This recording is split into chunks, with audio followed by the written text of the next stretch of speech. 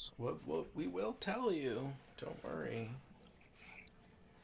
Hey, everybody, and welcome to another Sunday evening with the CGN crew. We are 3 strong this evening. We are 1 down.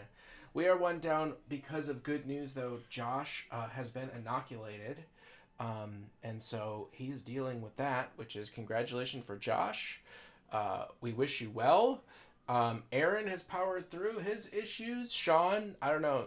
Sometimes I think power through my you've issues. powered through them. You've powered through your issues. Mostly it was getting the 3080 and depression related to that, but you powered through that.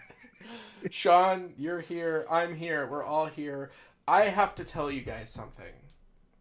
I really, I have not been working on my models, okay, over the week. Okay. I What want have to you been doing? I want to finish this army on stream. Okay. So I'm like super motivated, and I'm gonna be super focused on getting these models done. So I see you got some tank there. Yeah, and I a got couple two. I got characters. 2 rock crushers. Okay. I got 1, 2, 3, 4, 5. I got 6 individuals. Okay.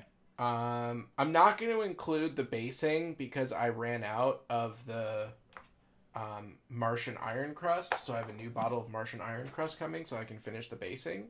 But just getting everything painted. So I think we have one stream left of the year after this one. One more? Is it 1 or 2? Well, Sunday it would be one more. Yeah. So I have 2 streams left to get this done. Oh, okay. So 3 hours. Got it. 3 hours plus our chit chat. So that's what I'm going to be doing. I have a new camera. It's called a V4K. Supposedly it refocuses really fast, and it does. And it's very sharp and it's awesome. And I can move it around in all sorts of really fun ways. So I'm excited to try this camera out. That's what I'm doing. Aaron, what are you doing? I decided I want to try and do Night Haunt Army in the weekend. So this is for Warcry. It's not a full Age of Sigmar army, but it's a pretty good selection of units. I wanted to do a pretty efficient color scheme. I've been down with that with my Warcry armies. And yeah, I'm going to try and get as much as I can, if not all of them done tonight. That would be amazing. Awesome. Sean, what is your ambition? I have no such lofty aspirations. I have 5 infiltrators, easy to build, that I'm going to try to get cleaned up and assembled tonight. Okay. If I'm lucky, they will have the holes of their bolters drilled. If I'm not, I'll have like 1 finished. I have faith you'll have 1 finished. Okay. And I didn't say at least 1. Thank you, Aaron. Thank you. It means a lot to me. So obviously it is the holiday season. Now normally CGN has some pretty fun holiday rituals. We get over the past couple years, I have assembled a holiday town to play Warhammer 40K and Age of Sigmar and other miniature games so that we can have some holiday rumbles.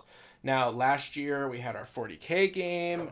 We also had some Warcry games. Aaron came out and joined us. I don't think, Sean, I don't think you've been present for any of those. But there's always a hook, and that hook is the first year we did it, we made a gallon of hot chocolate, and if we wanted to re-roll our dice, we had to take shots of hot chocolate, which got really unfun really fast. And then last year we had a giant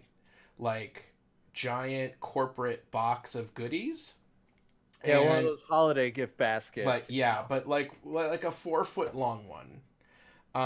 Which, by the way, the person who gave that to me last year also gave me one this year, except this time he sent it to my house. So I was like, why didn't you just send it to work? Like, what am I gonna do with 4 feet of holiday cookies?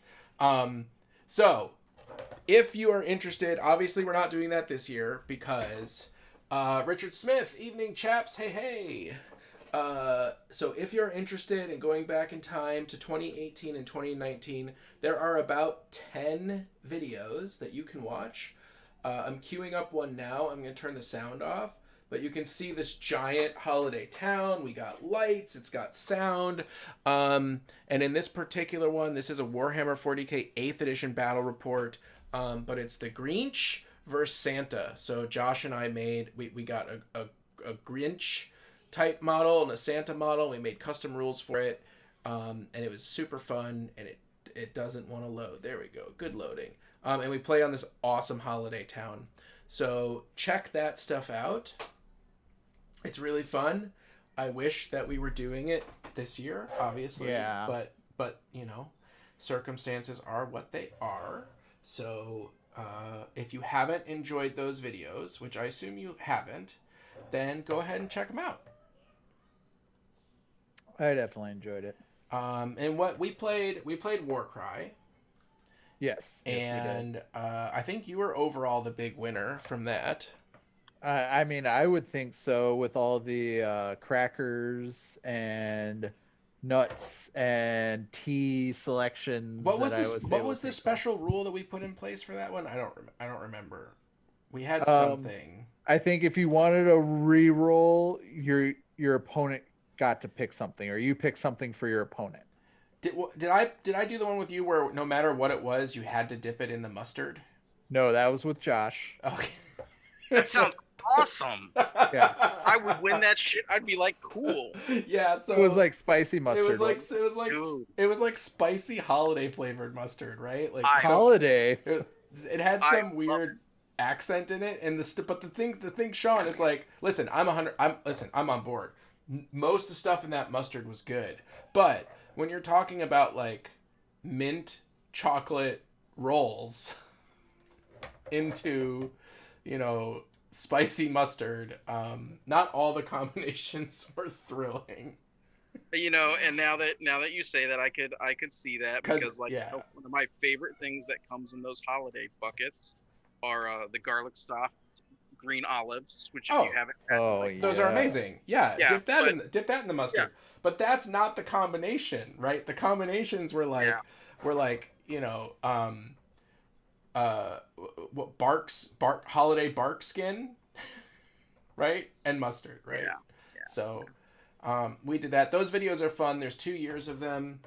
And if you want to check out some holiday battle reports, and by the way, this all started from Mark and I years and years and years ago, actually, doing a Halloween battle report with zombies, which I don't even know if we actually ever filmed it. I know we played it. This is way back at the original, when we first started CGN, so we're talking like 10 years ago.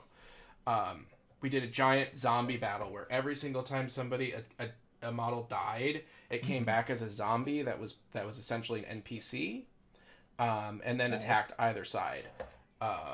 And we were fighting at like a farm for some reason. I don't know. We did something very, very similar to that long time ago. I haven't done any Christmas battles, but we did do a Halloween battle. And there was like 12 people, and everybody, we had like a DM type person who ran the game, and we had like 12 people, and the objective was to get from your deployment zone to this landing craft in the middle of it. And I made it with one stealth suit and won the thing. It was super, super awesome. Same type deal. Everybody died. They turned into zombies. It was super weird and crazy, and just good fun all the way around. But I just, you know, I don't know if it's blasphemy. It probably is, but it's okay. What is? To use the Christmas towns as terrain, but I just always thought that they were they're the right scale. Anyways. I mean, it's not blasphemy. It's not like you're not using nativity scenes to like. Well, and even if you were, you know that nativity scenes are just Warhammer terrain for grandmas. Like, I was talking about that today. Let's be real here.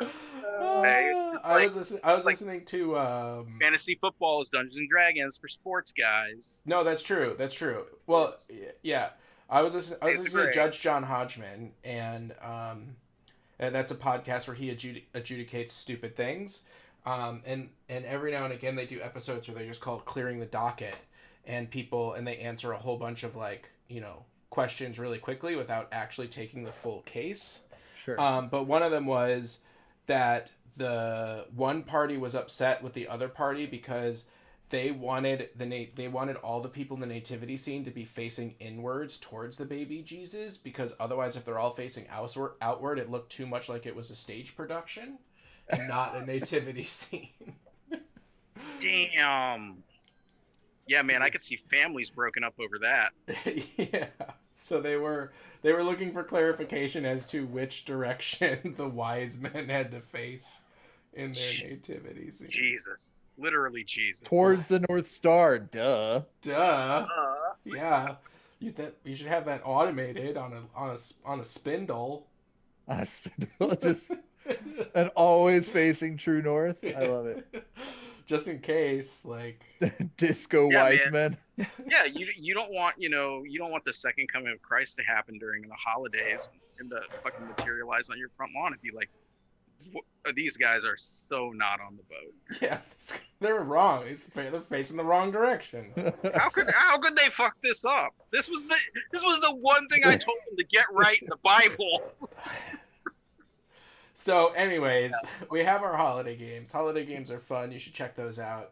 Or make up your own. Or make up your own for sure. Definitely make up your own. No one got this out of a book. Aaron invented shit, and it was fun. Like, that's the game. Sorry. I feel like you're mad at somebody, but you don't know who. Like, I feel like you're having an argument with the phantom person who's disagreeing with you right now. I am It's not either one of us. I am feeling the lack of Josh. Yeah, well, he would be like, no, it was stupid, even though he loved it. Yeah, he'd have a very strong opinion about the facing of Jesus and the wise men in an 18. All right, so let's see. Richard says, I was building my secret Santa present earlier, which was a Nurgle Demon Prince said to be the legend that is the Wolf Brother mythos from the Frost and Fist channel. Oh, very cool. Who is that? They sound awesome. Yeah. I don't know, but I like those words. I mean, I love Nurgle Demon Princes. I think that it's one of the channels that is that one of the channels where their Patreon gives you access to models. You can explain that further if you'd like, Richard. I.e., correct him. Yeah, i.e., tell me what's reality, please. What's real? So yeah, we have that. The other thing is tonight, and I'm gonna employ the fancy camera right now. You ready? You're gonna employ? Employ. I'm gonna use. What's the right word? To use. Deploy? No, it's already deployed. It's already Spacebar.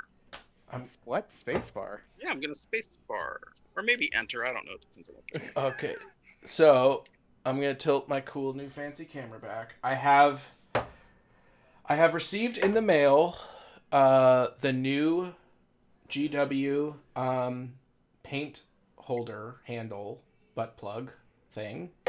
And I have the old one, and as you see, I have two models of similar state, of similar sizes, needing similar things queued up. I'm going to be painting them on live stream, and I'm going to tell you, this is the first time I'm using it, I'm going to tell you which one I prefer at the end of the live stream. I will tell you right off the bat, they made the spring less strong, which is actually a good thing, because I find the new one much easier to get the model in and out of, whereas this older one is... Does it rattle? No. Do you think a firm paintbrush against the surface is going to make it pop out? No. It has better grippy teeth. But listen, we'll find out, because I'm gonna be using it. So we'll get to using it. So that is we can hear on deck. So, well, Patrick Wilson, what's up, man? Glad you can actually listen to us from work. Yeah, it's pretty fun. Well, I gotta do the vehicle, man. I'm still working on the vehicle. Get that done. On the vehicle, and I'm running out of silver. Uh-oh. Really? Out of silver? Dude, I have smashed my silver this year. Iron Breaker's almost done. Lead Belcher's almost done. One of them just straight up left. Like, it's just gone. Like, I'm out of here. You don't know how to use me. Whole bottle just disappeared. Cheating on me with Stormo Silver over here. Yeah, so I'm going to have to re-up 2021. May I recommend Vallejo Silvers? I mean, you can recommend whatever you want. I am a big fan of the Vallejo Silvers. The airbrush ones are fantastic. You don't have to thin it down at all, and you're just painting it straight on with a brush. Yeah, I have the full non-metallic Vallejo airbrush line. Yeah. But I don't have any of the metallics. But I could absolutely and I love those paints because I use them as layer paints all the time. Yeah. I actually find that the Vallejo airbrush paint needs to be thinned to airbrush with. Do you? I've never felt that. Really? You just Nor have I. You just straight up airbrush with it? I mean, it depends. For all the metal ones, yeah, I have never had to. I've never used a metal one. I'm saying the non-metal ones. No, yeah, I've never had a problem with those either. I really don't feel. Okay. I mean, it is something that Josh taught me, and he was like, "You must." So maybe it's just. I wash or rinse. I don't put a lot in my pot when I airbrush. I do enough to do just a couple models, and then I have my little airbrush spittoon here, and a bottle of water, and a bottle of airbrush cleaner. And so I'll only get through a couple models, and then quickly rinse and clean it out, and then get right back to it. And then that way I don't ever have to get up to actually go wash it out at the sink in the bathroom. So I can just keep powering straight on through. See, I don't have to do that rinse though. I can power straight on through. If I medium it down with airbrush medium, and thin it out with just a little bit of water, I can paint a lot of models. There's still a limit. I mean, I've used straight just inks through an airbrush, and that still gets gummy and jammed up. Same with washes or even contrast paints. Well, contrast paints are a nice glaze. They're a cool filter. If you I haven't tried, so I'm just gonna take your word for it. But I think that either way, I shall replace my metallics with that brand and version because I do really like those paints in general. I'm gonna second the Vallejo metal paints. I actually right now for all my metal am using an Army Painter gunmetal, which is a very similar consistency to a metal Gita or Vallejo airbrush paint. Me, I filter all my paints. I can paint forever.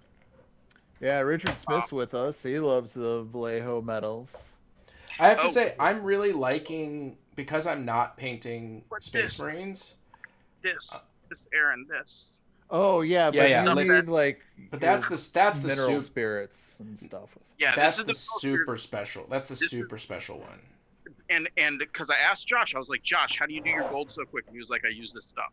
I know, but you're not supposed to use mineral spirits with that. You're supposed I don't know. Who cares? You're supposed to use something fancy that I don't know. The mineral spirits cleans my brushes out. I throw them away now anyway, because someone told me that was a good idea, and it works pretty well. So I'm not worried about it. I love it. I'm just saying, when you go to the website and you read about that product, it specifically says please do not use mineral spirits. Okay, then what are you supposed to use? Because it's not a true oil paint. You're supposed to use some sort of special thinner that they have. And my only concern is that I know mineral spirits work. I'm just worried that there's some sort of horrible chemical reaction that's making some sort of gas that you're not supposed to breathe, which is why they tell you not to use mineral spirits. That's my only concern with that product. I see. That would be a problem. And if you don't know that it's making that gas, then anyways, I don't know. Breathing in fun. I don't know. I just read it online. You're supposed to buy the bottle, and you're supposed to buy their dissolver, which is a non-mineral spirit base. It's actually an alcohol-based thing. It's like a new thing. It's new tech, boys. It's new tech. Let's just call it... Nice. Let's just call it 2077 technology. 2070, really? Vallejo 2077. Vallejo 2077. Paint. Yeah. Not available on the PS4. No. Dude, so much. You know what I have to say, though? Like, Here's what I'm really happy about in relationship to PlayStation's response to 2077. PlayStation during Bethesda's poop the bed moment with Fallout 76 was SOL, we're not taking returns, like you already bought it, our policies are if you buy it, if you physically download it and then run the game, you own it. We don't care if you don't like it, you know? There is no trial for games on PlayStation. If you download it, you can return it if you don't play it. But if you turn that game on and you play it, even if it's the biggest piece of doo-doo in the entire world, they will not let you return the game. So I'm just glad that they learned from that fiasco and have made this much less of a fiasco by just doing the right thing in the first place. Right. Which is to say, hey, it ain't working quite right. Let's take care of it. No, I do feel bad for those console players on the last gens because everyone says, like, well, what do you expect? Well, they said that they were going to put it on it. I would expect something better than what they put out if I was a console player. Not only that, but they said that they specifically put out press releases that their delays were because they were working on the problems associated with the old consoles. But here's the thing. I looked at footage from the PlayStation 4. Yeah. It is rendering at higher than minimum levels because I have it on my computer. My computer's from 2014. I'm playing it on minimum level. It literally looks like Doom 3. It's still super, super fun. But the PlayStation version still looks all shiny and whatnot. My game has no shiny things. Yeah. So that's like they should have just put it on minimum settings and I'm sure it would have been fine. Yeah. But you know, with my new giant rig, all I can say is it is gorgeous. I have no bugs. Like aside from like that one time when you were watching me, Aaron, when the gun disappeared from my hand, I have not seen anything else, and that was like the minorest thing. Every video game has bugs. Yeah. I mean, watching it through Zoom still looks amazing. Yeah, which is what's incredible. Yeah. So, tell us about it. What are your thoughts? What are your impressions of Cyberpunk 2077? Well, I have been taking my time. I actually didn't play it all this weekend. I'm planning on playing some over the holidays here, the next couple weekends. But it is one of the deepest RPGs that, at least video game wise, that I've played. Simply because all the trees and all the different ways that you can level up things. No, he doesn't mean literal tree. There are no trees. There are no plants. No, this called is the trees future. in 2077. There's no trees. No.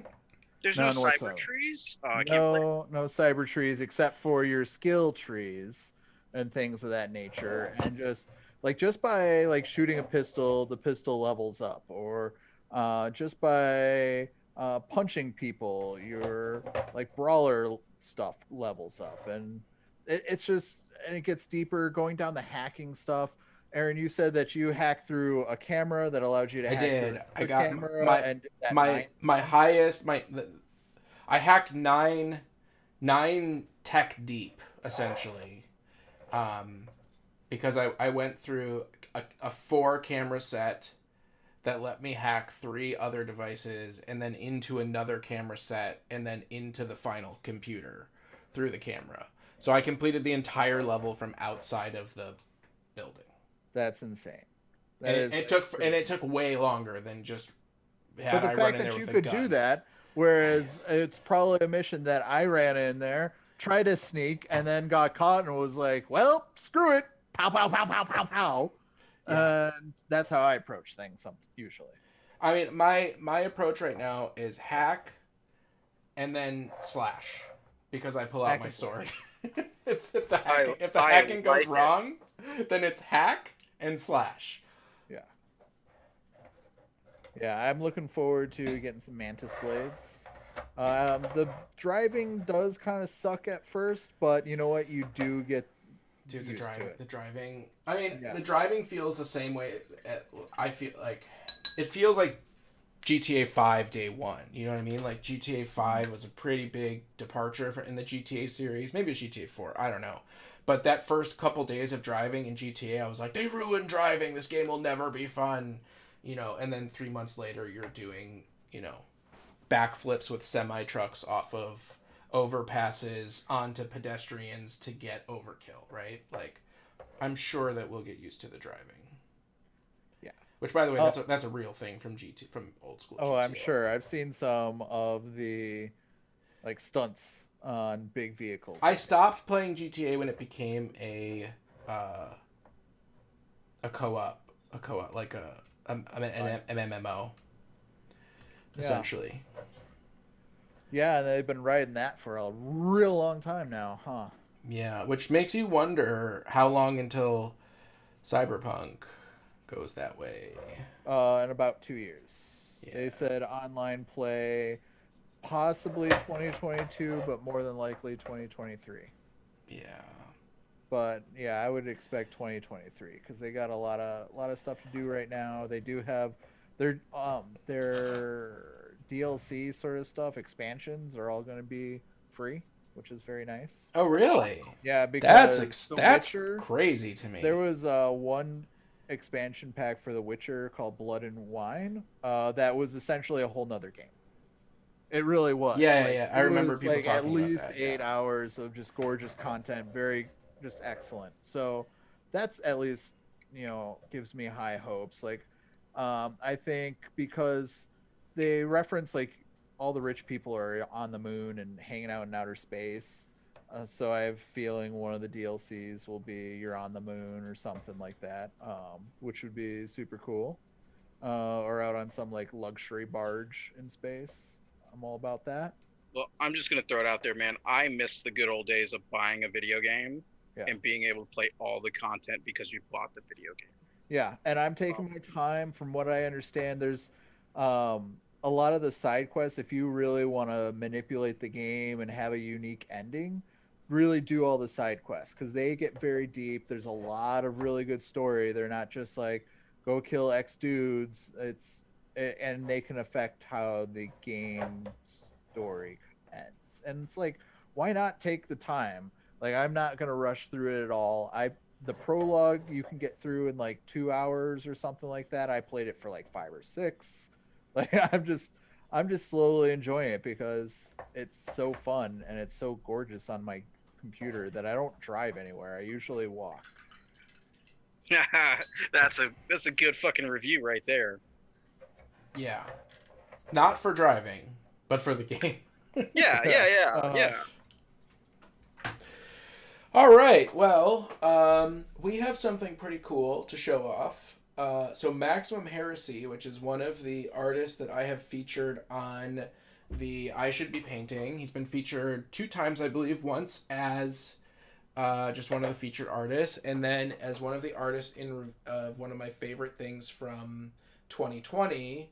He got in contact with me, and he was like, yo, your Marines are purple and gold. And I was like, yeah. He was like, I just got done working on some purple and gold Marines. What? Would you like a custom Lego headed purple and gold Marine for your army? And I was like, yes, please. So he made me this little dude, and he's going to mail it to me. It's so awesome.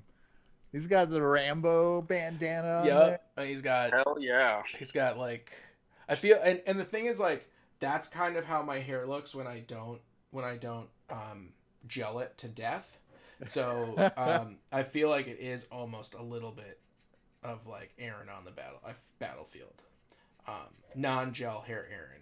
Yeah, it just needs darker hair. There you go. That's the right title. Non-gel hair Aaron. Non-gel hair Aaron. Yeah, you know, I really did have to consider. I don't want to get too real on everybody, but I dramatically, I had to strongly consider my gel use after certain people took political power and have a particular look. You didn't use hairspray. No, but I use the gel that I use. What do you use? Trump brand gel? No, I'm just saying I use gel. That's what I'm saying. Okay. All right. Like level 10 maximum hold essentially I turned my head into plastic. Like level gel. My backup gel is branded for Backup gel. That's how Yeah. you know it's serious. That's how you know it's serious. My That- backup gel is branded for surfers who wanna gel their hair and have it remain gelled when they get out of the ocean. I got attacked by this great white shark and lost my leg, but damn, Damn, my hair looks good. Wow. All right. That's some serious gel right there. Dude, it Like Navy SEAL it's, gel. it is very, very. I take my gel very seriously, but I am so excited for this little guy. I can't wait to put him in. Obviously, he's going to be. I'm either going to make him a character or he's going to be a squad leader or something. But Totally. I really, really appreciate that. I think it's really awesome. First of all, I just think that I don't know if people know this, but with the exception, and even when I do take something or look at something from somebody that's more well known or popular, I still do reach out to them, even though they never get back to me. But 95% of every artist that I show, I tell them and I ask their permission beforehand. Now, if it's something that's posted on social media and they don't get back to me, I still will show it. You know what I mean? If it's on their Instagram or something, because it's like, look, you've already put it on Instagram. Right. And Facebook. But I prefer to just, get someone's blessing beforehand. Yeah, give credit where credit's due. Exactly. And let them know what's going on, and then ask if there's any social media links, because a lot of times people have, YouTube pages and Instagrams and whatnot as opposed to Facebook, or they want to remain anonymous or whatnot. I've never had a person say no. I've had people not respond, and there are a couple times that I haven't used art because they didn't have an Instagram or anything, and it just looked like their personal project, and I was like, I'm not gonna put this up unless they respond. But 95% of the time they respond, and they respond enthusiastically, and they're super happy and very excited about it. So, I have developed, minor relationships with over 60 people this year who are artists in our hobby space, and there's just so much great stuff out there. And so him showing some love back and sending me this model is actually super meaningful to me. That's cool. Because very, very cool. It's just nice to have that sort of community, right? Absolutely. So definitely check out I Should Be Painting last week's video, which was 2020 in review, or any of the other videos, and just skip to the end. You don't have to listen to the crap I talk about. Just take a look at the artists. So look at the other people that Aaron drools over. Yeah, and it's surprising because I'll tell you, there's a woman who you would not peg as a miniature painter from her profile, who's just getting into the hobby, you know what I mean, and is posting some of her first Space Marines, and they're freaking amazing, you know what I mean? Yeah. It's just wow, that's so cool. So I do really like looking at stuff. It's not just professional painters and the crazy awesome people that everybody knows about. There is amazing stuff coming out this week. We have which the video came out today. If you haven't seen it, we have Gandalf the Grey Knight. Gandalf the Grey Knight. What? Gandalf the Grey Knight, a conversion of a Grey Knight wizard with Gandalf, who yells, "Thou shalt not pass, heretic." And where can I buy this? Well, I mean, I guess you can reach out to him on Instagram and ask to buy his model, but Oh, this wasn't a GW Sunday release. No, they no, put out no. a video this Sunday. They did Instead of a Saturday morning release. We have a Sunday preview. You wanna dive into that? Sure. No, What's I want to. the- Hey, give me a second. Give me a second. Okay. All right. Okay. I just wanted to go back to your community and the games and all that fun stuff. Okay. I am part of a lot of 40K Facebook groups, and I like to show my work and talk about my fluff and all that fun stuff, right? I saw some random picture of a dude who had turned the Tor. His name is Tor Garon, I think. He's an Imperial Fist Gravis captain that was recently released. Some dude converted him into an ultramarine. Fucking phenomenal. And I was like, hey, how'd you make this guy? I think he's this, that, or the other thing. And he told me, and I was like, oh, okay, cool. I just bought that model like right now, and this is fucking inspiring. So thank you. And he was fucking just like blown away because having someone say, hey, your work is amazing, and gave me the okay to go buy this $40 model and chop him to pieces and turn him into something that I want him to be is fantastic. Yeah. Right. So like, where's that that picture? Where's that picture, Sean? I don't know, but I'll find them and I will share them. If you want to actually throw them through the I've only ever run into one dick. And I have no problem. I don't remember his name, and if I did remember his name, I would put it out there. It was back when I got my. It was back when 3D printing was still kind of new, and he posted a plasma pistol that he 3D printed a full prop, not a plasma pistol for a toy, for a unit, but like one that you can hold yourself. Right. And I reached out to him on Facebook, and he was like, oh yeah, I designed this and blah blah blah, and I was like, that's really amazing. Like I think it's absolutely incredible that you would design something like that, and I would love to print it. And he was like, sure, like I'll sell you the STL file for like $20 or something. And I was like, awesome. And I paid, and then I went to Thingiverse and found out that he just downloaded it from Thingiverse. Oh, yeah, that's lame. Yeah. So I have had that experience. Yeah, don't do that. Anybody listening to this, don't do that. That's shitty. Don't That's do being that. a dick. Then Aaron talks about you on CGN, and if you can remember your name, we fucking call you out. Because that's yeah. like, I mean, it was a long time ago. I know, but still, man, you have to be honest. If you're selling stuff, you got to be honest about the conditions. In if you have, like, we're in this for the fun. As soon as you go ahead and turn it into some sort of extortion, trying to get one up, like, it gets really not cool. Yeah. So that's the only negative experience I've had. I've never had anybody get mad at me, and I'm very appreciative to all the people and all the conversations. And, I've also started to expand the Facebook groups that I've been looking at. So I'm looking at Paprika Facebook groups now, because there's people who do 40K costumes out of paper. And just, I find it interesting. I'm looking, like, there's a bunch of different, like, ancillary hobby forums that I'm starting to branch out into, because I've started talking to people and finding out about these other communities. So I'm very grateful to everybody who has participated and continue to participate. But we were going to go on over to the Sunday preview. Yeah, Sunday preview. Josh, oh my gosh, he's not here. Sean and Aaron, Yes. It is 1:30. Obviously, you won't be able to hear it. I will tell you when I'm done playing it. Okie dokie.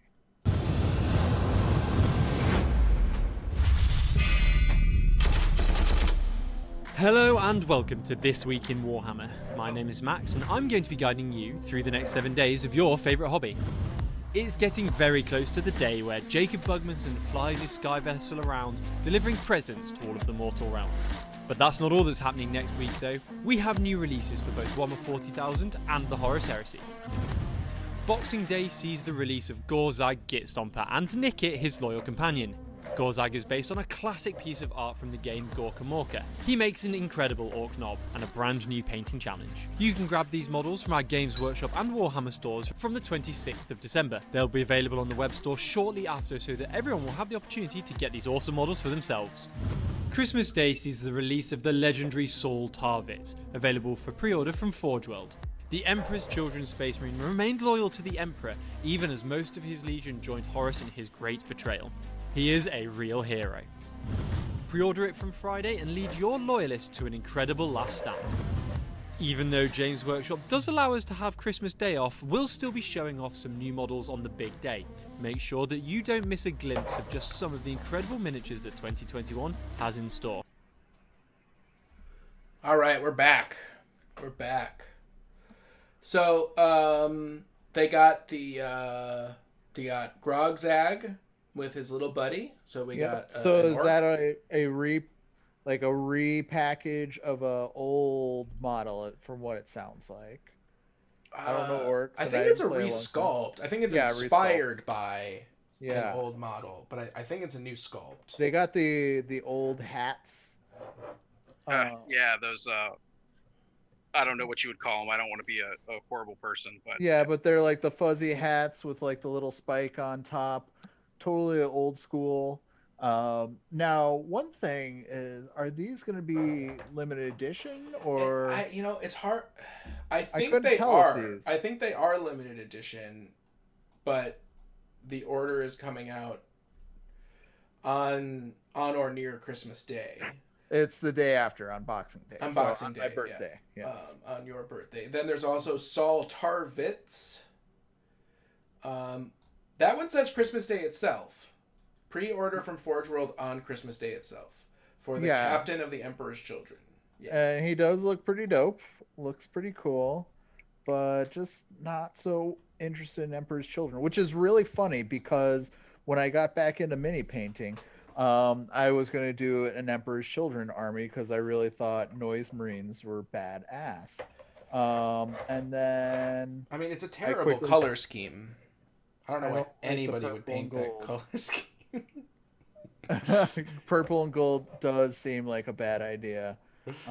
Anyone who likes that should reconsider everything and burn all their models. Oh no! Don't you agree, Aaron? Yes, I agree. Yeah.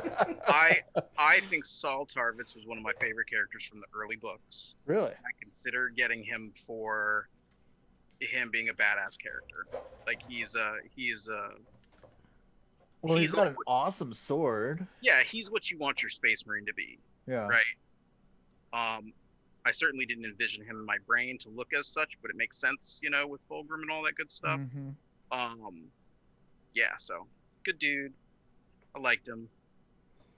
Then he died. Hey, no spoilers. I spoil everything. That's it. It's not a spoiler if it didn't happen for another 38,000 years from now. Okay.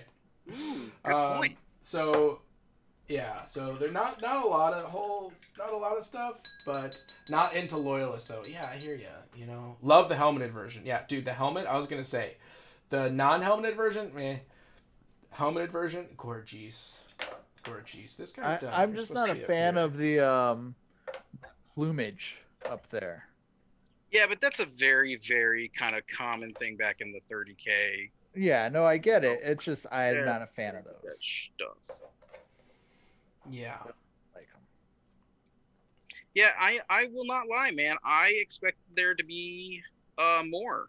I am surprised that there It's not a wasn't surprise. something 2 big. models, a 30K and a limited edition orc. Maybe see? limited edition. Maybe possibly Unclear limited edition. limited edition orc with a snotling. Yeah. So I have earth-shattering news for you guys. Whoa. I am starting to learn Warhammer lore. Oh, what? No. Oh my gosh. Josh isn't here. He's not. I don't here. believe it. And What let me What'd tell you learn? the conditions that I've learned them under. I have started playing the Sisters of Battle VR game, which unfortunately has a 15-minute prologue that is unskippable. That's just lore that I had to listen to. Nice. Tell us the things. It can't be a spoiler because it's a prologue. I couldn't even tell you the name of the character that I'm playing. Like, I tried so hard. Sister Battle 1. Yeah, Sister Battle. There's 2 Sister Battle. There seems to be one who is like super important, like queen type level lady, and you were like her apprentice. She died. And then you're running around.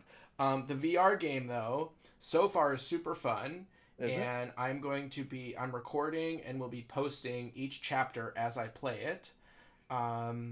Now, is it a game where you can actually move around, or is it where you like hop around? So it's a game where you can actually move around, but when you're moving in the forward and back direction, you have normal movement from what you would expect from an RPG, right? Okay. But when you move left to right, you move in 30-degree chunks. So when you hit right, What? You move in 30-degree chunks. Now, this has been a very, very, very common way to do this in VR in order to reduce the processing power. So if you played Skyrim in VR, that's the way Skyrim worked. Like, instead of having fluid left and right movement and fluid forward and back movement, in Skyrim VR, you would actually move forward like 10 feet, right? And it would be like vignettes. In this, you can move forward and back freely, but when you move left and right, you can only move at a 30-degree thing, which is a little awkward. And then there are some cut scenes where you have to do the weird like draw a line and then teleport there. You do, okay. But it's only in the cutscene. The most, like, it's pretty fun. My biggest, the thing that I don't like about it the most is that, so on the Oculus Quest, for those of you who don't have it, I have the controller right here. Okay, here's the controller. Okay, so this is the left-hand controller. You have a trigger button, which is right here, and you have a side button. Okay? Now, these two buttons are usually used for gripping. In order to pick up your gun, you have to continuously hold down this side button. And if you let it go, you drop your gun to the ground.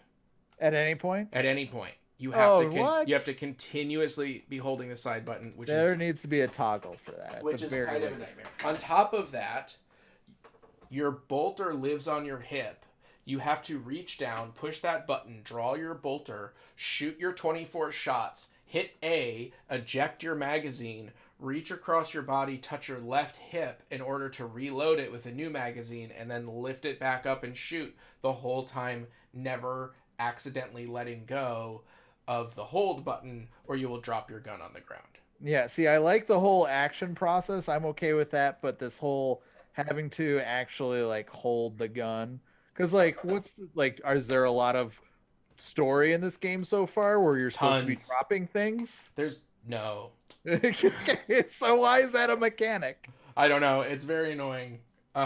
Actually, it's the only mechanic that I'm kind of not happy with. So like right now I have a plasma pistol and I have a bolt pistol. The plasma pistol is essentially a one-hit kill punch.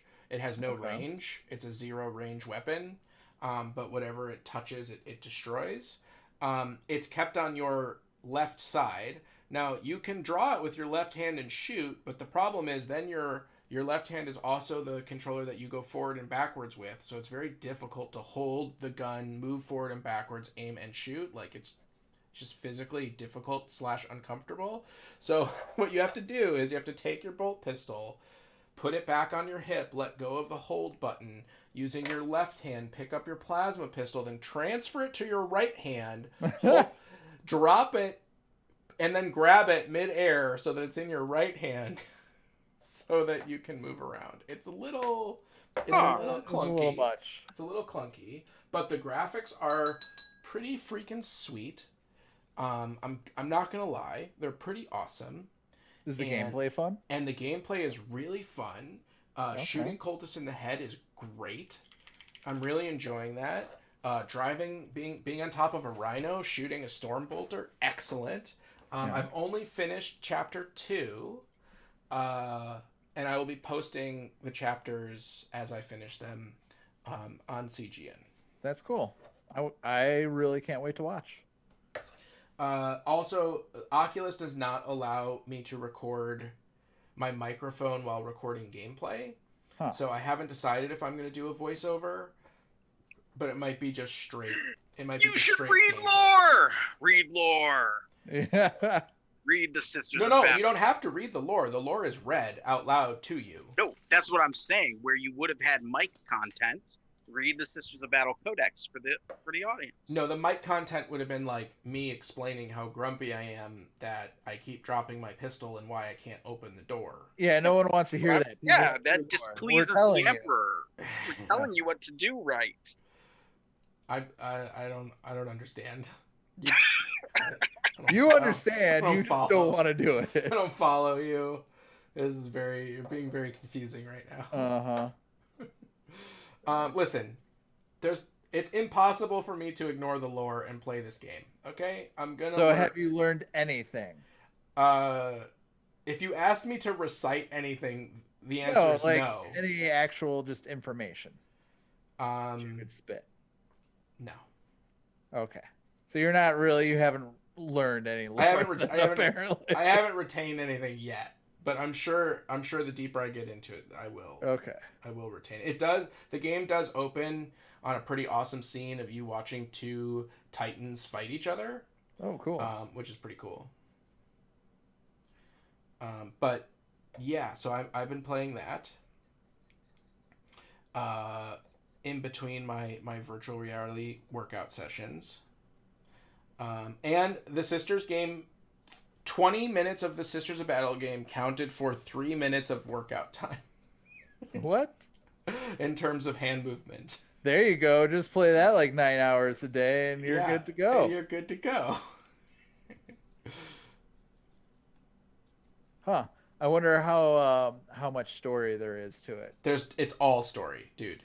Well, I mean, like how many hours of gameplay and content? I don't know how many chapters there are. What does Richard say? And he's nearly half sorting, hands upside down, but the GW aren't basing 40K off historical treatises. Yeah, it's talking about the Emperor's Children model. Oh, yeah, his sword is his sword is wrong? Yeah, it looks upside down in the sheath, at least. It looks upside down in the sheath. Yeah, and it's one of those where the sheath like shows the sword is in an angle where that sword would never be able to get out of the sheath. Yeah. Oh. Well, I just let those things go, man. I would go crazy if I nitpicked all that stuff on GW. Yeah. Oh, are you talking about the Roman broom that's on the head? Is that what you're saying you don't like? Well, that's what I was saying. I don't so just like, snip that thing off. Yeah. Snip it and sell it to Sean. No, I turned it sideways, put a spike through it, and bam, I got myself an iron halo. Exactly. Or a sweet-ass mohawk for somebody else. Yeah, there you go.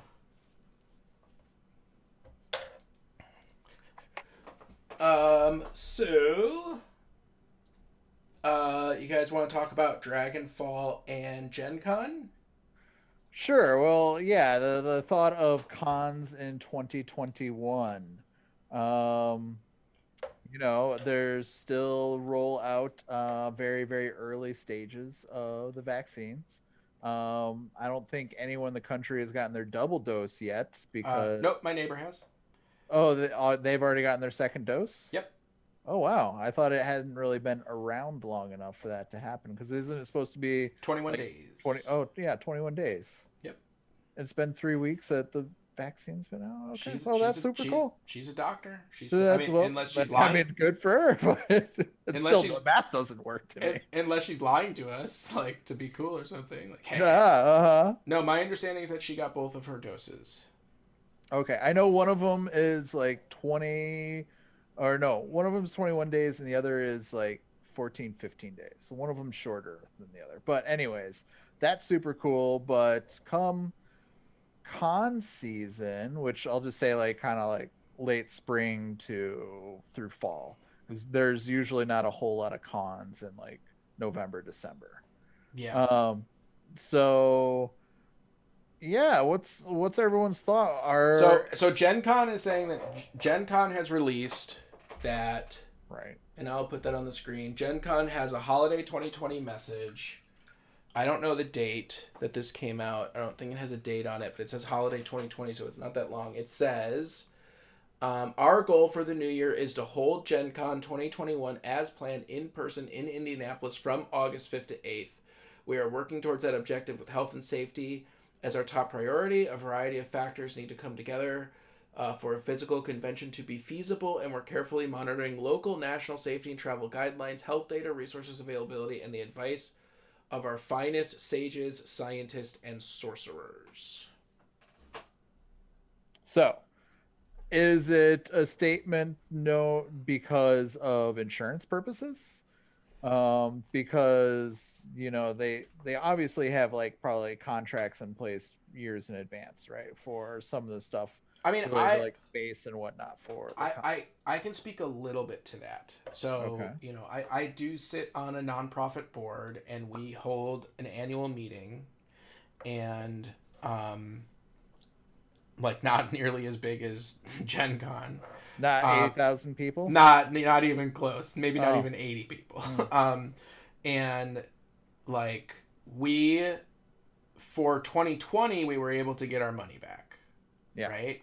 But then for 2021, because of how, you know, how badly everything has gone for these convention centers, they have been pushing really hard that it's like your deposits are not refundable, and if there's COVID situations, it doesn't matter. Like we're not refunding your money, or they're giving you like option dates that are just not feasible, or they're requiring huge down payments, which is understandable. I mean, like I Yeah, get it. they've been hurt really bad. They got to make money. And so it's possible that Gen Con has a long-standing contract for a really good deal, and that, you know, they might not have an option, except to hope that they get to go forward with it. Right.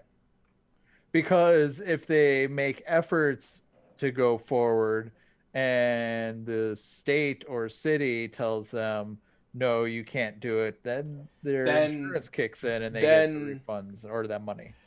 Yeah, it's very complicated, but that is a possibility. Yes. Yeah. But there's also plenty of people that are yearning for cons and life to return to normal. So obviously it's not going to be, if it goes forward, it's not going to be 80,000 people like it was the last real one.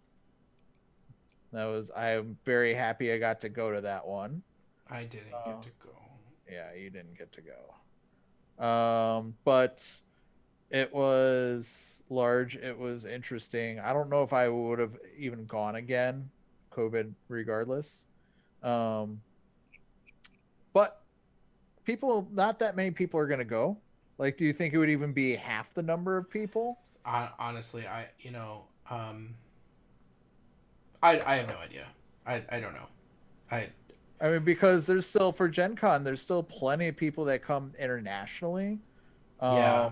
And they're going to have to do something about the vendor hall, because seriously, there's times where you're just like basically in a line to be able to walk forward in the vendor hall. It can get that cramped at times. Yeah. I mean, I went to C2E2, right? Like Yeah, right before everything. And it's worse than C2E2 for sure. Yes. I don't know, but they've put out a statement that they're moving forward.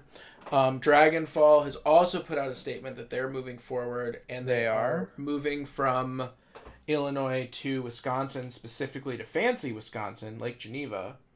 Yep. But they're in October. Yes, they are. It's going to be, Dragonfall is usually always like the last weekend of October. I know a lot of the behind the scenes because I'm involved with the charity, and I'm going to be building all the terrain. I was supposed to be doing all of it for the con that was supposed to happen this year, but they did it online and virtual, and they still raised some money, not nearly as much as they had hoped, but that's for obvious reasons. And they are planning on moving it to Lake Geneva this next year.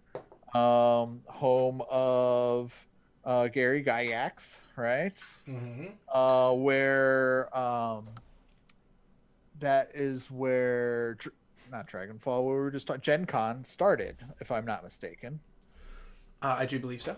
Yeah, so kind of interesting that they're going back and going to be there, but there was some, which is where I went to Gen Con a long time ago. That's the only time I've gone to Gen Con. It was not in Indiana. I remember that. Yeah. Well, I bet it was very fun back at that time. I actually don't recall having a very good time because first of all, I was pretty young, and I was with like the guy who owned our gaming store, and I feel like I was only there for a couple of hours. And it felt like it was a lot at the time. It was a lot older of a crowd playing D&D and board games, Yeah, because it hadn't blown up probably. and not a whole lot of Magic and Chronopia, which is what I wanted to play. Not a whole lot of Magic, huh? Well, I guess it never has been a huge Magic event. I didn't play tournaments though. I just played casual Magic. Sure. But anyways, yeah. It was not the same Gen Con as Gen Con is. Yeah. So Dragonfall the plan is to go forward with hopes that being so late in the year, they're hoping that it positions them well for people wanting to actually show up, because hopefully a lot more people will have the actual vaccine and life will be returning to normal. I mean, it's everyone's hopes and dreams, right? So we'll see. I'm playing it just like this last year's, where it's there to motivate me to look forward to something and be part of it and hope for the best, but also not getting my hopes up that it's not, that it's going to go and it's going to happen and it's going to be everything and whatnot, because who knows with COVID. That's reality. All I care about is Valhalla. That's all I care about. Yeah, and Valhalla, I think that Miranda did go forward with it this year, and it's a much smaller crowd too. Yeah. So you don't have as many randos coming in throughout the day. Now I know the crowd has grown, as you said, because people are having to even rent from the hotel down the hill or whatever, because there's not enough bunk beds and stuff. I don't know if that's always because there's not enough bunk beds or if it's a cost thing, but yes, there are people who rent side cabins and who have stayed at the hotel. Rockstar went this year. Rockstar Sanguinius. He's not in the chat. He's not in the chat. I don't know where he stayed this year, actually. I know he is one of the people who usually stays at the hotel and then drives in. How many people the last year that you went, roughly how many people would you say was there? 50, 60? Yeah. So I mean, that's still plenty of people. That's still a lot of people in the COVID times, but it's not several hundred or a couple thousand. Or 80,000. Or 80,000. No, it is definitely not 80,000. Anyways, I'm just saying for me personally, like, I want to go up to mini wargaming. I want to go to Valhalla. I want to see my friends. I've only got one convention goal, Aaron, and that is to go to Valhalla with you this coming year. Yeah. So I hope that. And then if I was going to pick a convention, it would be Dragonfall or Indie Storm or. Well, Indie Storm's usually they only got to do one, but January. I'm just saying that size. That size convention. Mm-hmm. Yeah. Well, I mean, I know that C2E2 has moved to December 2021. Oh, did they? Okay. Yeah. Like another piece of information that we're not allowed to talk about, but December 2021 for C2E2. Well, I feel like that's going to be. I think we're going to see that as kind of the pattern that emerges. That you're going to see events and things try to push off as long as they can to hopefully, be able to be held, but also to be in the safest place that they can be, right? Because nobody wants to be associated with, hey, everybody came to my convention and now everybody's got the plague, right? That's bad. No one wants that for sure. I think it's going to be really difficult, I'm assuming, for the conventions as they start back up to actually get a good estimate as how many people are going to be there. Like, I have a feeling they're going to have to put low caps, for conventions, like at first at least, and then really kind of evaluate, okay, how many people are coming, how much can we really open it up so that it's safe, is the county or again state going to say you can only have people of 300 rather than 5, so it's really difficult to juggle. And there's going to be some serious structural things that need to go on, like you said, the vendor hall. There's no situation where waiting in line for 40 minutes to take a step forward is going to be safe in a year, right? Like that's just not going to happen. So there's going to have to be some imaginative action taking place insofar as how to deal with those kind of environments. I mean, have any of you guys Right? participated in the virtual cons this year? Just the Dragonfall one and a little bit for the Gen Con one. I had a close personal friend who did a security convention virtually. So I spoke a little bit about it, so secondhand knowledge. So I did 3 Wizard World events. Oh, really? Yeah, where I got some signatures, I got some messages from people, and then I got to like watch either live. I only did one of the things live because it was in the middle of the freaking workday, or pre-recorded like the stage stuff. It's been okay, you know, like it was nice to get the signatures, I guess, but Like mailed to you? yeah, mailed to me. Okay. You know what I mean, but like I've already decided that when I hang them up, they're going in there and they're going to be segregated. Oh, you bastard. in the I didn't actually meet these people section. Well, but that's your thing. You're not looking to collect a collector's item. You want an artifact of an experience, right? And yeah, and that's what I'm saying. Like it was still part of the experience package, right? Like it was still you saw their live stream. You know what I mean? One of them I got a personal message from. You get the behind the scenes look at whatever their new project is. So it still had that part of the stuff. It just didn't have the walking up to them and, you know, being really nervous and not remembering the word hi, right? Like it didn't have that part. Puking in your throat just a little bit. Yeah, hi. Oh, what's his name? The actor who plays Diggles on The Arrow. I don't know. Oh shoot, I forgot his name. That conversation was really funny because the picture I selected was it was shirtless. It was him shirtless. And he was like, "Oh, so you like this one?" And I'm like, "Yep, I like that one." And then he kind of looked at me funny and he was like, "I like your jacket."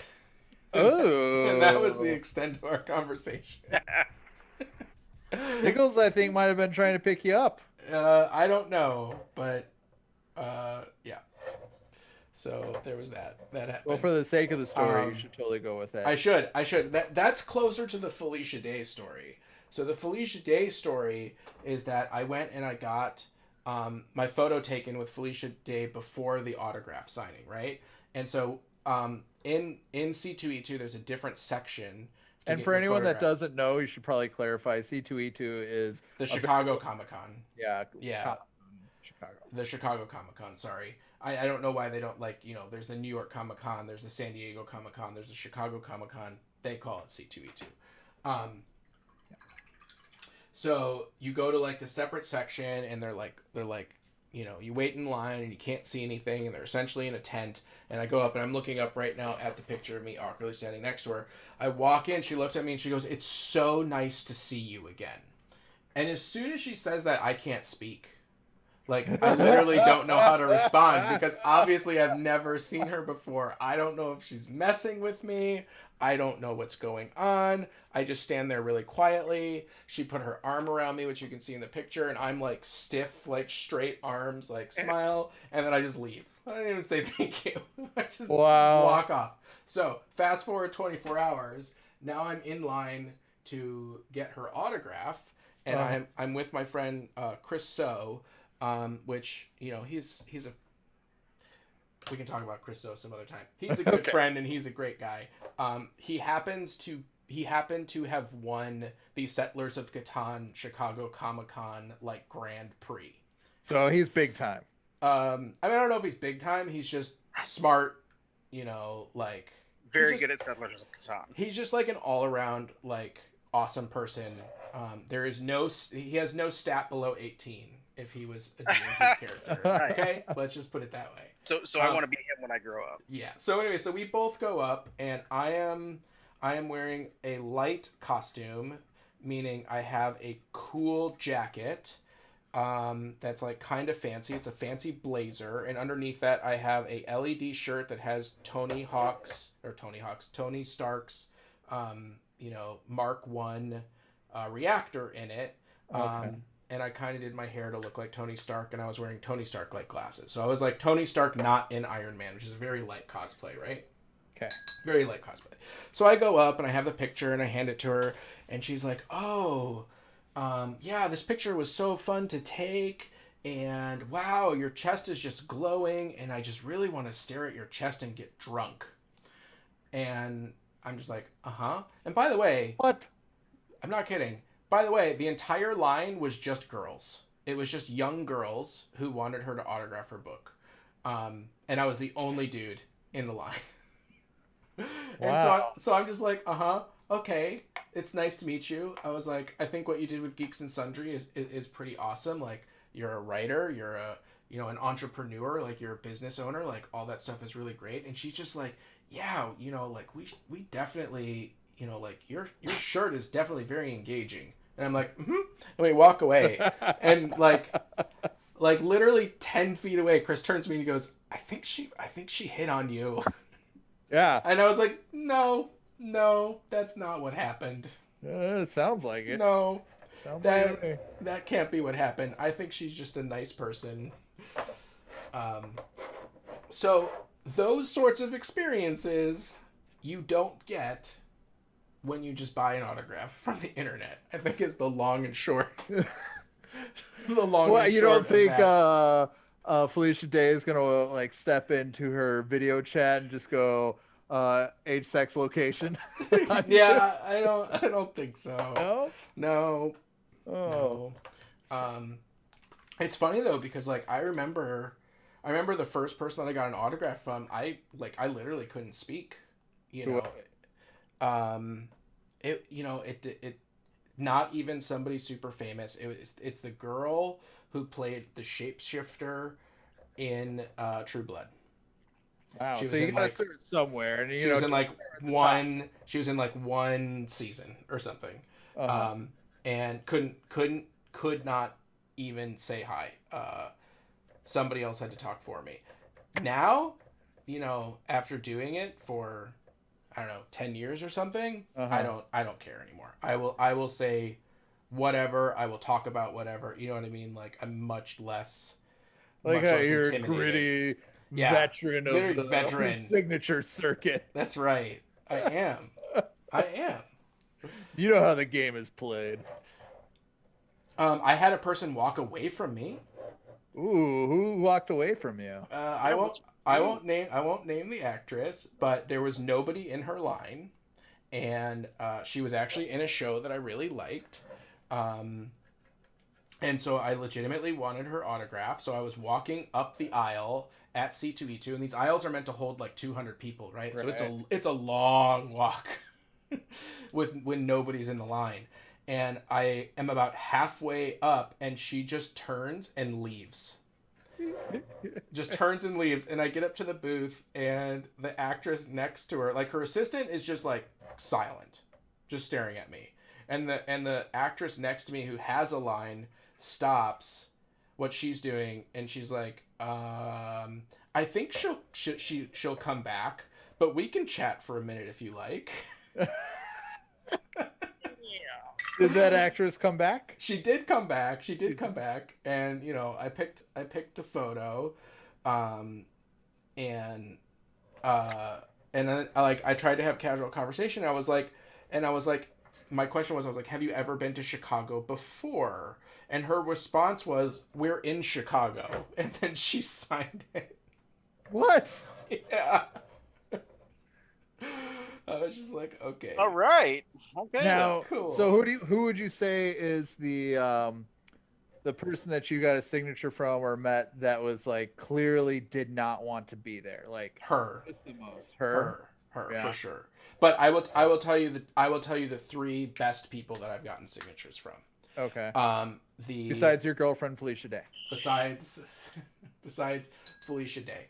So genuinely amazing autograph experiences. I've had 3 of them. Adam Savage from behind the scenes at his show. He was just like super engaged and really wanted to talk to everybody and like brought you into the conversation, and it was almost as though he was having a single continuous conversation with everybody in line, and it was just like bleeding into this like some sort of like weird group like conversation, like I don't even know how to describe it, you know what I mean? Like That's cool. like when you do one of those art things where each person folds the paper, you know, the beautiful monster, right? He was doing a beautiful monster conversation where somehow you were walking into the end of the other person's conversation. It was all just like this great stream. He was fantastic. But also the captain and president from Battlestar Galactica, who both signed the same picture, where they're both in the same picture.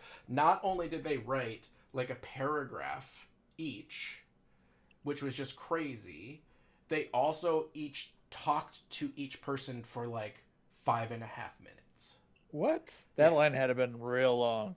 I don't know. I don't recall, but I like they minute. just literally like they were really, really into just like being there and being happy and being present and talking with all of these people who obviously have, you know, like huge fandom for Battlestar Galactica. And it was pretty, I think it was, I got that signature pretty close to when the show ended. Like, I don't think it was still on the air, but it was, I think it was within a year or two of it ending. Okay. So, those 3 people by far best autograph experiences. Who's your white whale? Oh, that's tough. That's really tough. Like, the thing is, like, I don't go, like, I've never looked up, like, somebody's, like, where they're gonna be. You know what I mean? So want to follow someone around on tour like Fish? Yeah, so like Mulder and Scully. You know, I would love to get Mulder and Scully, and I have the thing that I want them to sign, which is them. It's for a while at the conventions there was a booth that was going around where they made a whole bunch of people look like saints. Okay. And so I have like Saint Neil deGrasse Tyson, and I have Saint Mulder and Scully. And it says the truth is out there, and there's an X in between. I would love to get both their autographs on that. And I had that opportunity, but that was the year that Josh and I did Bruce Campbell. So which is also a very good one. Which was definitely a good one. But like, I mean, that's hard. Like, it's hard just because you don't know who's gonna be where. And honestly, the lesser known people are more fun to talk to. They're better experiences, I think, in general. Really? Yeah, well, you know, first of all, they're less than $100, and they usually have more time or are willing to give more time to each person. But I don't have like, oh, I have to have Tom Cruise's signature or something. Like, I don't have anything like that. It's more about like, I would love to get autographs from people from The Expanse. You know what I mean? Or from, you know, I want to get stuff from the shows that I like, not just famous people. For the sake of it, yeah. Yeah. Yeah. Well, that's cool. Very cool. I don't really have any autographs. I got nothing. I saw Willem Dafoe in a line at Disney World when I was like 10. That's it. That's it. I've met a couple famous people, but no autographs. Yeah, it's weird because it's like, you know, I go to the convention. I have my convention schedule is based around the autograph lines. My friend, you know, Arun's convention schedule is based off of the Magic drafts. No, based off of the main stage schedule. Oh, okay. You know what I mean? I have other people that I go with. It's all about the artists and the comic books and which places they have to get to and who they have to talk to. And then I have, friends where it's all about the costumes and the cosplay and, where the photograph areas are and where the competition areas are. So my default is, if you're going to a convention with me, I'm probably going to spend 2/3 of the time in line waiting for autographs, right? Like, that's probably what's going to happen. So when you say when you go to a con with you, no one's going to spend time with you. No, because some people, other people like that too. I've gone to cons with people who also do that. And I've also had people who say that they're my friends who will wait with me. Oh, wow. But I've also had people completely ditch me. Totally. Which I understand. 100%. Ain't gonna lie, I'm gonna be one of those people, buddy. Listen, it's fine. But the cons that you and I are going to are not autograph cons. Those are miniature gaming cons. It's true. There's no autograph line at Adepticon. No. Although maybe we should start one now. Yeah. With who? I don't know. We should just start calling semi-famous people and see if we can get a booth. Just random semi-famous? Yeah. It'd be like, listen, we are setting up an autograph booth at this thing called Adepticon. There's 5,000 people. We'll manage your autograph booth. Yeah. And then we'll promote it. So you called Mulder, I'll call Scully. Yeah, semi-famous people. We won't even use their real names. We'll just refer to them by character. Uh-huh. I love it. And see if we can get them to show up to a miniature gaming convention. Yep. And their paycheck will also be their fictional character names as well, because I don't think we'll ever be able to afford them. Dude, at Dragonfall. I think the Wizard World price for the double meet and greet, I think it started at $250. Or something like that. Maybe it was even like $300, and that did not include the autograph. That was the meet. It's $300 just to be in the presence. That was the meet and greet and front row seats at their talk, right? And then if you wanted the autograph, I think it was $100. I think it was like a $500 package for them together, and it was insane. Like, the area that they were at was just totally insane with people. One of my earlier Wizard World, which is another Comic-Con in Chicago, it's actually older than the C2E2. And it travels. It's actually a nationwide convention. Is it? Yeah. Oh, okay. Well, that makes sense because it's based off the old Wizard magazine, I'm assuming. But anywho, Kevin Smith used to go to those a lot. And like almost every year. And one of the early ones that I went to, I'm a Kevin Smith fan. Dude, I love Kevin Smith. There was a bronze statue that's about 1.5 feet tall of Silent Bob. And it was like $150. And if you bought it, you got front row seats to hear Kevin like do his Q&A, and also got to go backstage to meet him and have him sign whatever. Please tell me that you bought it. I did. Oh. Okay, that Kevin Smith is on the list. And that was early, probably mid 2000s.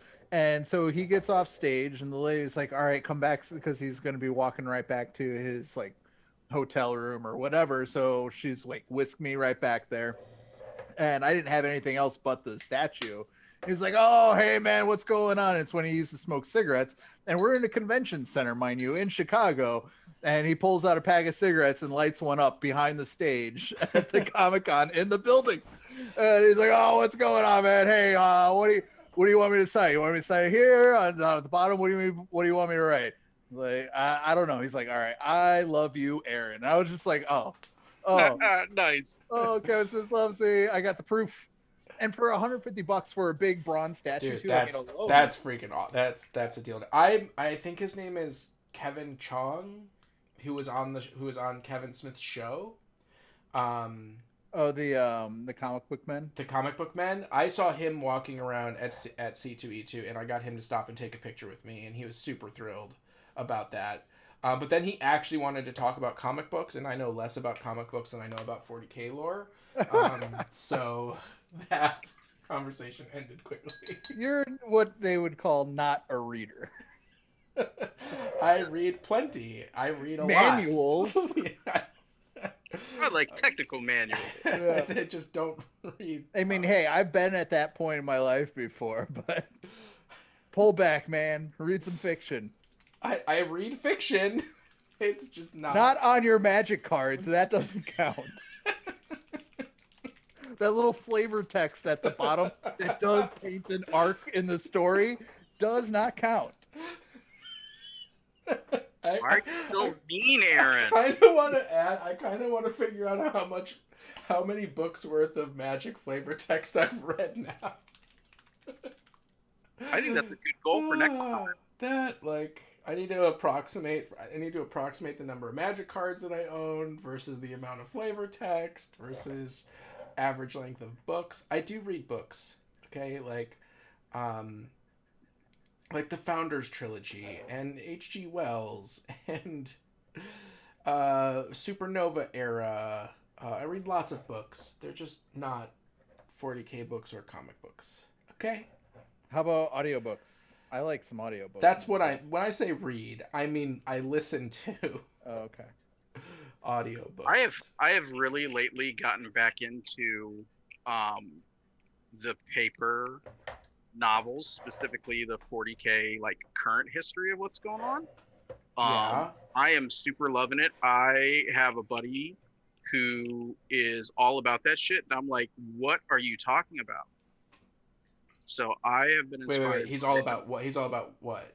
Like the narrative and fitting his army into the world as it is developing. I know, but you specifically said paper. So why paper? Like an actual book. Oh, I like holding books. I hate reading on my phone or my tablet or the Kindle. I don't care. I don't know if it's something with my eyes. Oh yeah, we're not even saying reading on the phone. We're saying audiobooks. Yeah, no, and I'm saying I'm digging the reading the paper books. Yeah. Yeah. No, If Sean's talking about actually reading. If I actually read, it's a paper book. The last paper book I read was a book about dark matter and how we calculate the size of the universe. And it was called, I think it's called like The Missing 98% or something. It was really good. Yeah, the last book that I read was a compilation of Warhammer short stories from the Heresy, and they mentioned a character that I had read about in the book that I read before that, which happened in 40K. They were actually interrogating him and yelling "repent" a lot, and it was super satisfying to know exactly who they were talking about. They dropped his name in one sentence. They're like, "Oh, I could have beat anybody except for Astalon with a sword," and I was like, "I know who Astalon is. Let's keep going." And was it also gratifying to know that they actually yell "repent" a lot? They don't actually yell "repent," which is very, very dissatisfying. Gotta ask the real questions. Yep. Hey, so we're in that home stretch. We got 2 minutes left. 2 minutes? That's it? No, rewind the time. I'm not done. 2 minutes. I know. For not having much of an agenda, we've had a lot of conversation. Yeah, true. So let's do the hobby check-in. So first, well, I guess we're gonna go a couple minutes long because I need to give my review. Of the handles, yeah. While we try to finish up some guys. Of the handles. All right, let's get the handles sent to stage. Truck, get out of here with your wet tires. All right. I like the new handle. The new handle? Yeah. What about it? What about, yeah. So it's lighter. Because it's narrower, I get a better grip with my thumb, and I feel like I have better control over the model.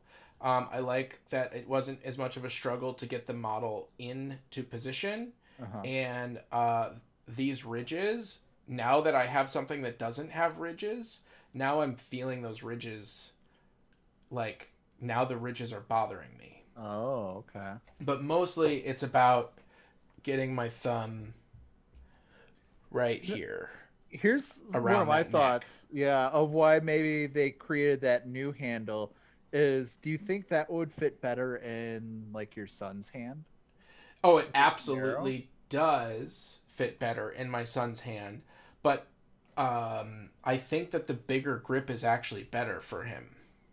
Yo, really? Mm-hmm. Even though he has little hands, because Mm-hmm. we're talking about a young boy here. Mm-hmm.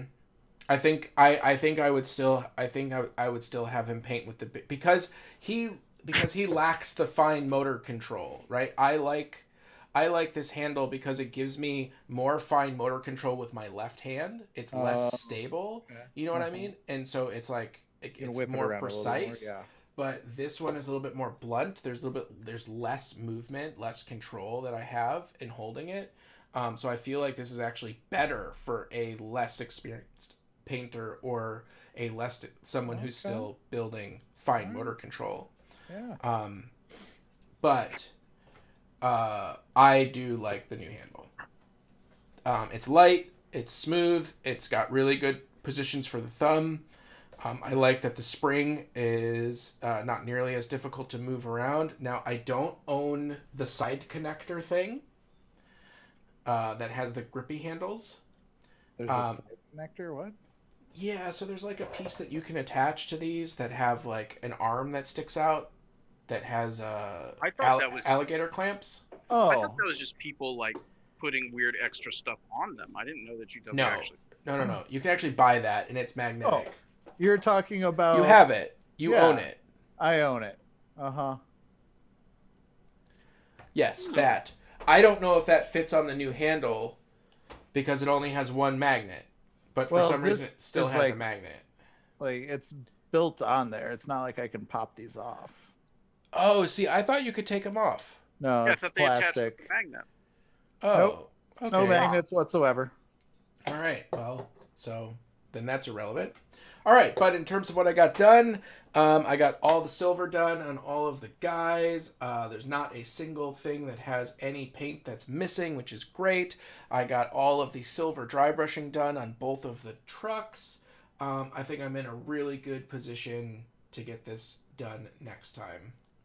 So I'm really happy with that. I even got the dudes that are on top of the truck painted. Yeah, I think we're going to be able to rock and roll, and we will be done. Rocking and rolling, huh? Yep. Sean, number of barrel holes drilled. I have built a 5 dudes. Well, I guess I built 4 dudes, and I found one that I had put a old Space Marine helmet on. Found an infiltrator helmet. I don't know where from, but so I fixed him up. But yeah, so 4 dudes completely cleaned and assembled, barrel holes drilled, all that fun stuff. So ready to be primed. Awesome. And one dude Congrats. almost done. I got an arm left, and then I'll be able to assemble him. And Big Aaron, is your Yeah. dream, is your goal? No. No. Well, so what I did is I touched up everything that I was going to put the rest of the paint on with white, just so that like the blue wood ghosty stuff didn't have a weird undercoat and all that. So I had touched everything up, and then I am putting the blue on everything. I just have these 8 models left to put the blue on, which I can probably do in about 10 minutes. And then it's the silvers and mud. So Awesome. Well, thank you so much for joining us. I assume that we will still be live streaming next Sunday. I know I will be here. We'll see. probably be here. Awesome. So we got 2 Aaron. Sean, are you going to be available next Sunday? Yeah, man, I'll be here. And hopefully Josh will be there. So we're just going to keep on trucking straight through the holidays and into the new year. Thank you all so much for joining us. We very much appreciate your chats. And thank you once again to Maximum Heresy for the amazing gift of my own Lego-headed Primaris Marine in my own paint scheme, which is fantastic. I absolutely love to see everything the community's doing. I hope that we bring you some joy and inspiration, and I also hope that you hobby along with us. So thank you, Aaron. Thank you, Sean. Josh, feel better. See you on the flip side. And as always, we'll see you on the Table. Happy holidays.